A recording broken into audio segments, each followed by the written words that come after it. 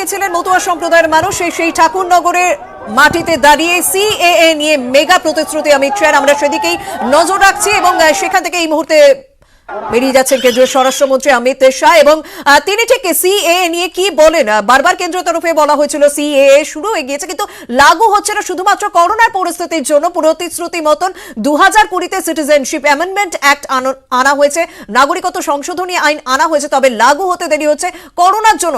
সেই প্রতিশ্রুতি দিলেন অমিত শাহ। তিনি বললেন ভ্যাকসিনেশনের পর, টিকাকরণের পর নাগরিকত্ব দেওয়া হবে। কি বলেছেন তিনি, শুনবো।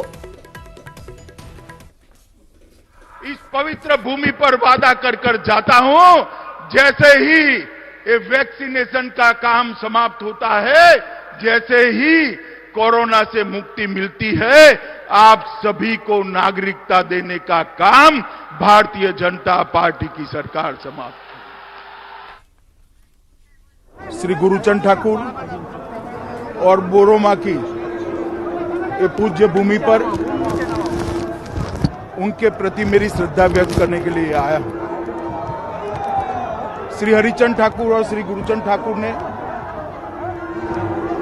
कई दशकों पहले, जब दलित समाज को आगे बढ़ाने की कोई बात नहीं करता था, उस वक्त पिछड़े हुए पद दलितों के समाज को संगठित किया। शिक्षा का और 12 निर्देशों का आदेश देकर उनके जीवन में वो ऊंचाई के रास्ते पर चले, इसके लिए प्रेरित किया। और आज ये संगठन एक बीज में से वटवृक्ष में परिवर्तित हुआ है और हमारे सांसद भाई शांतनु ठाकुर के नेतृत्व में ये आगे बढ़ रहा है।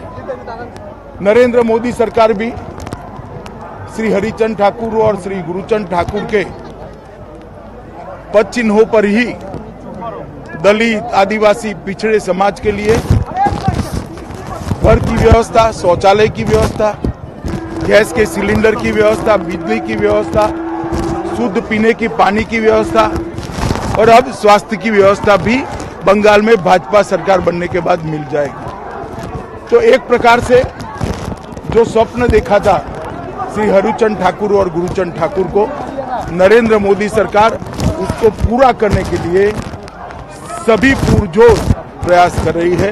मुझे आशा है कि इसी उपक्रम में आगे बंगाल की जनता आने वाले चुनाव में भारतीय जनता पार्टी को मौका देगी और यहाँ भारतीय जनता पार्टी का मुख्यमंत्री बनेगा।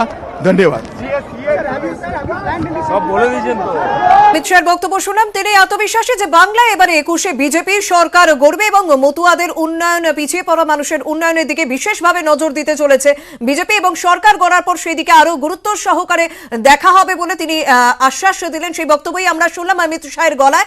আমরা কথা বলবো আমাদের সরাসরি প্রতিনিধি অরূপ দত্ত সঙ্গে রয়েছেন। অরূপ, তুমি যে বিষয়টি তখন বলছিলে যে হ্যাঁ, সিএএ নিয়ে একটা প্রতিশ্রুতি দিলেন, মেগা প্রতিশ্রুতি দিলেন অমিত শাহ, কিন্তু সেখানকার মতুয়া সম্প্রদায়ের মানুষ কিভাবে দেখছেন? কারণ আগেও এই কথা বলা হয়েছে, তবে অমিত শাহ বলেনি। আজ ঠাকুরনগরে দাঁড়িয়ে সেই একই কথা বলেন যে টিকাকরণের পর নাগরিকত্ব দেওয়া হবে। কি বলেন? আমাদের সঙ্গে এই মুহূর্তে শান্তনু ঠাকুরের বক্তব্য আসছে, আমাদের কাছে, আমরা শুনবো। অবশ্যই এটা চলবে নেতৃত্বে আমাদের। যখন উনি মুখ থেকে বলেছেন তখন আগামী সময় পর্যন্ত আমরা অপেক্ষা করবো, আমরা দেখবো তো অবশ্যই।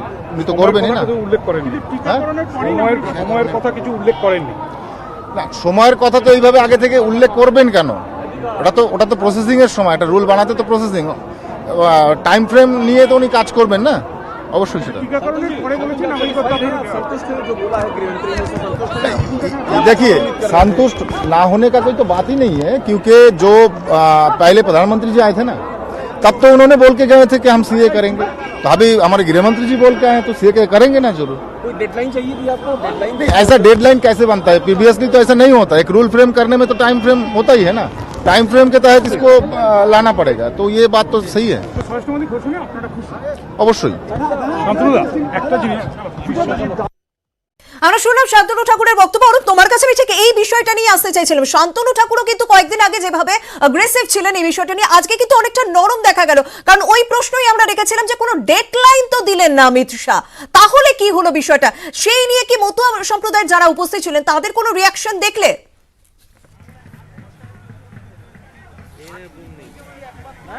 দেখো এটা সত্যি কথা, এই পরিস্থিতি আমরা যে মাঠে যেখানে রয়েছি সেখান থেকে যে বিস্তীর্ণ যে জায়গায় যে জমায়েত রয়েছে সেই জমায়েতের প্রতিক্রিয়া এই মুহূর্তে মানে অমিত শাহ যখন স্টেজে মঞ্চে সেখান থেকে সেই প্রতিক্রিয়া সঙ্গে সঙ্গে পাওয়া খুব কঠিন।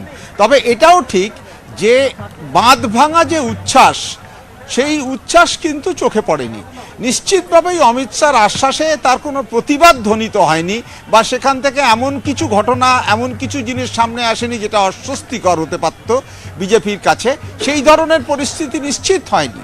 কিন্তু একই সঙ্গে বাঁধ ভাঙা উচ্ছ্বাস যেটা সেটাও কিন্তু নজরে আসেনি। এর একটা কারণ হতে পারে যে অমিত শাহকে সামনে রেখে বিজেপি যেমন চেয়েছিল স্থানীয় নেতৃত্ব বা সাংসদ শান্তনু ঠাকুর একাধিকবার তারা যে বারবার এই ঠাকুরনগরের মাটিতে সভা করতে চাইছিলেন, তার প্রধান উদ্দেশ্য হচ্ছে যে মতুয়া সম্প্রদায়ের মধ্যে এই বিষয় একেবারে নির্দিষ্টভাবে সিএ এনআরসি নিয়ে তাদের যে দাবি, নাগরিকত্বের প্রশ্নে তাদের যে স্বীকৃতির প্রশ্নে যে দাবি, সেই দাবি কত তাড়াতাড়ি কেন্দ্র সরকার তাদের হাতে তুলে দিতে পারবে বা কেন্দ্র তাদেরকে উপহার দিতে পারবে, সেই জায়গা থেকে আইন হয়েছে সংসদে। কিন্তু সেটা ইমপ্লিমেন্টের পার্টে যে রুলস ফ্রেম করতে হয় সেই ফ্রেমিংয়ে সেই রুলস ফ্রেম করবার ক্ষেত্রে কিছু সময় লাগছে। সেক্ষেত্রে কেন্দ্রের যুক্তি, যেটা আগেও তুমি বললে যে আগেও সরকার দিয়েছে যে একটা উদ্ভূত পরিস্থিতি এবং করোনা নিঃসন্দেহে সেই রকম একটা পরিস্থিতি গোটা দেশে গোটা বিশ্বে একটা অদ্ভুত পরিস্থিতির মধ্যে দাঁড় করিয়ে দিয়েছিল। সেই জায়গা থেকে আজ এই ধরনের ঘটনা তাতে যদি একটু বেশি সময় লাগে সেটা খুব অস্বাভাবিক নয়।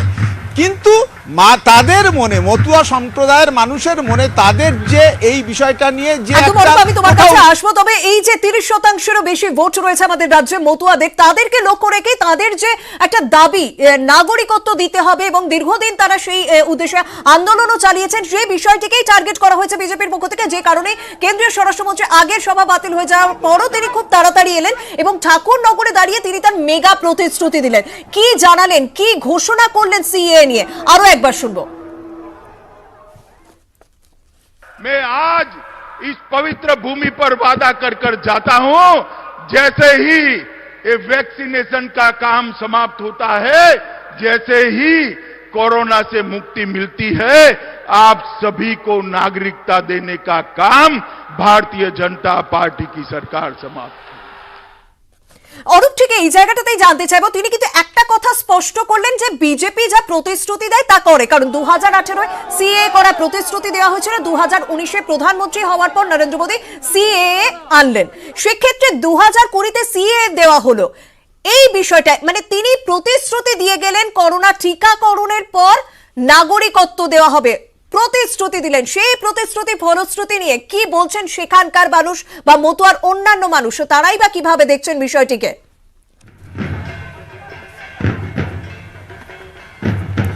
দেখো, নিশ্চিতভাবেই যে প্রতিশ্রুতি যে কেন্দ্র দিয়েছিল সেই প্রতিশ্রুতির খানিকটা তারা পূরণ করতে পেরেছে, এটা সত্য।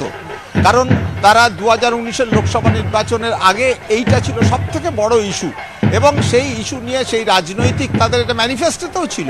ফলে সেই জায়গা থেকে ভোটে জিতে আসবার পরে একেবারে শুরু 3 তালাক দিয়ে শুরু পরপর যে সমস্ত সংসদে যে আইনগুলো কেন্দ্র পাশ করেছে সেখানে কিন্তু একটা গুরুত্বপূর্ণ বিষয় হচ্ছে এই আইন সিএ এনআরসি নিয়ে, অর্থাৎ নাগরিকত্বের ইস্যু নিয়ে যে আইন, সেই আইন তারা পাশ করেছে। এখন প্রশ্ন হচ্ছে যে তারপরে যে পরিস্থিতি, সেই পরিস্থিতির কথা কেন্দ্রও জানতো না, গোটা দেশের মানুষও জানতো না, ফলে সেই জায়গা থেকে একটা সময় লাগছে। এবং এই বিষয়টা বিভিন্ন জায়গায় কিন্তু প্রচারের ক্ষেত্রে প্রজেক্ট করতে দেখা যাচ্ছে বিজেপি নেতৃত্বতে, যে তারা যা প্রতিশ্রুতি দিচ্ছেন সেই প্রতিশ্রুতি পূরণ করছেন। যখন প্রতিশ্রুতি দিচ্ছেন ঠাকুরনগরে দাঁড়িয়ে অমিত শাহ, ঠিক সেই সময় কলকাতায় দাঁড়িয়ে কি বলছেন মমতা বন্দ্যোপাধ্যায়, শুনুন। আমি আপনাদের কাছে কথা দিচ্ছি, আমি বিজেপি গভর্নমেন্টের মতো প্রতিশ্রুতি দিই না, আমি ফলশ্রুতি করি। তার কারণ প্রতিশ্রুতি দেওয়া অপরাধ আমি মনে করি। প্রতিশ্রুতি দিলে সব সময় কাজ করা যায় না যদি কেউ কাজ না করে, কিন্তু আমি মনে করি কথা রাখাটাই মানুষের সবচেয়ে বড় কাজ। মতুয়াগড়ে যখন মেগা প্রতিশ্রুতি অমিত শাহের সিএএ নিয়ে, যা মতুয়া সম্প্রদায়ের মানুষ দীর্ঘদিন ধরে অপেক্ষা করছিলেন, এবং কেন্দ্রীয় স্বরাষ্ট্রমন্ত্রী এই বিষয়ে তিনি কি বক্তব্য রাখেন, কি আশ্বাস দেন, সেদিকেই তাকিয়েছিলেন। ঠিক সেই সময় কেন্দ্র এতদিন ধরে যা কথা বলে এসেছে যে সিএএ আনা হয়েছে, তবে করোনা পরিস্থিতির জন্য তা পিছিয়ে যাওয়া হচ্ছে, টিকাকরণের পরই তা লাগু হবে, সেই একই কথা শোনা গেল কেন্দ্রীয় স্বরাষ্ট্রমন্ত্রী অমিত শাহের মুখায়। আমাদের সঙ্গে এই মুহূর্তে রয়েছেন উত্তর চব্বিশ পরগনা জেলা তৃণমূল কংগ্রেসের সভাপতি জ্যোতিপ্রিয় মল্লিক। জ্যোতিপ্রিয় বাবু, কি বলবেন? শুনলেন না টিকাকরণের পর সিএ, এবং আপনারা বিভ্রান্তি ছড়াচ্ছেন সিএ নিয়ে, এই দুটো নিয়ে রিঅ্যাকশন নেব। প্রথম কথা বলি, হ্যালো, হ্যাঁ শুনছি, বলুন। প্রথম কথা বলি, অমিত শাহ আজকে আসাটা অমিত শাহ বুঝতে পেরেছেন, নিজে বুঝতে পেরেছেন যে তিনি একটা মিথ্যা কথা বলে গেছেন, মিথ্যা প্রতিশ্রুতি। এই মতুয়াদের গত 2019-এর নির্বাচনের পর থেকেই মতুয়াদের মিথ্যা প্রতিশ্রুতি দিয়ে গেছেন। আজকে তিনি কিন্তু পার্টিকুলার কোনো ডেট বলে যেতে পারলেন না, এবং সিএ কোনোদিনই হবে না। সিএ করতে গেলে আগে এনপিআর করতে হবে, এনআরসি করতে হবে, তারপরে সিএ হবে। সেটা মতুয়াদের কাছে উনি একটা ভাওতাবাজি করে গেলেন। শান্তিপ্রিয় শান্ত মতুয়ারা এদের কাছে এই যে কথা বলে গেলেন, এই যে মিথ্যা কথা বলে গেলেন, এর জবাব কিন্তু এই লোকসভা বিধানসভা নির্বাচন ওরা পেয়ে যাবে। মতুয়াদের খেপিয়ে দিয়ে গেলেন। মতুয়াদের কেন মিথ্যা প্রতিশ্রুতি দিলেন অমিত শাহ? তীব্র ভাষায় আমরা ধিক্কার জানাই, তীব্র ভাষায় ধিক্কার জানাই। যারা মিথ্যা অসত্য কথা বলে গেলেন ভারতবর্ষ স্বরাষ্ট্রমন্ত্রী, তাই এটা বলা উচিত হয়েছে। মতুয়াদের কোন প্রতিশ্রুতি না বলে একটি ঠাকুর বাড়িতে এলেন, তিনি শুধু জাস্ট বিধানসভা নির্বাচনটা পার করানোর জন্য এই কথা বলে চলে গেলেন। একদম টোটালটাই ভেক, ফলস, ফেব্রিকেটেড। ঠিক এই জায়গা থেকেই বলছে যে তৃণমূল কংগ্রেস এই বিষয়টাকে কাজে লাগিয়ে বিভ্রান্তি ছড়াচ্ছে, সেটা নিয়ে কি বলবেন? আমি এখনো বলছি তো, মমতা বন্দ্যোপাধ্যায় যে কথা বলেছেন যে সিএ কোনো প্রয়োজন নেই, যারা ভারতের নাগরিক, ভোটার কার্ড, মানে যাদের কাছে আই কার্ড আছে, ভোটার কার্ড আছে, তারাই ভারতবর্ষের নাগরিক। তো স্বাভাবিক, এটা ঠিক কথাকে বলেছেন। এটা তো মমতা বন্দ্যোপাধ্যায় ঠিক কথাই তো বলেছেন যে আমি এমপি নির্বাচন করছি, আমি লোকসভায় এমপি পাঠাচ্ছি, আমার ভোটে নির্বাচিত হয়ে তিনি ভোট দিচ্ছি, লোকসভায় বিল পাস করছেন, রাজ্যসভায় বিল পাস করাচ্ছেন, তাহলে আমি তো ভারতবর্ষের নাগরিক, আমার নতুন করে নাগরিক।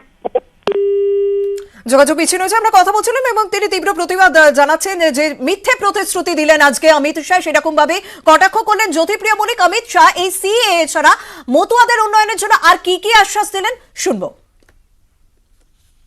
दलित कल्याण के लिए नरेंद्र मोदी सरकार समर्पित है। मित्रों, मैं आज यहां पर आया हूं तो आपको यह भी बताना चाहता हूं कि आप एक बार भारतीय जनता पार्टी की सरकार बना दीजिए, हम मुख्यमंत्री शरणार्थी कल्याण योजना शुरू करेंगे, जो शिक्षा, स्वास्थ्य और रोजगारी तीनों का ध्यान रखेगी। इसका सबसे बड़ा फायदा मेरे मतुआ समाज के भाई बहनों को लोगे। हम मतुआ समाज के दलपति यहां बैठे हैं, दलपतियों के लिए भी भारतीय जनता पार्टी की सरकार बनने के बाद उनके पेंशन की स्कीम लागू करेंगे, जिससे उनके बुढ़ापे को सम्मान दिया जाए। गुरुचंद मंदिर के विकास के लिए बंगाल की बनने वाली सरकार उसको पर्यटन सर्किट में ध्यान देकर पूरी इकोसिस्टम बंगाल सरकार के खर्चे से खड़ा कर यहां पर बहुत बड़ा टूरिस्ट स्पॉट भी बनाने वाली। ये ठाकुर नगर रेलवे स्टेशन, इसका नाम हम श्री धाम ठाकुर नगर रेलवे स्टेशन रखना चाहते हैं, मगर उसके लिए हमें बंगाल सरकार परमिशन नहीं भेजती है। दीदी मत भेजिए, 2 ही महीना बाकी है। भारतीय जनता पार्टी का मुख्यमंत्री पहले ही सप्ताह में ठाकुर नगर रेलवे स्टेशन का नाम श्री धाम ठाकुर नगर रेलवे स्टेशन करने के लिए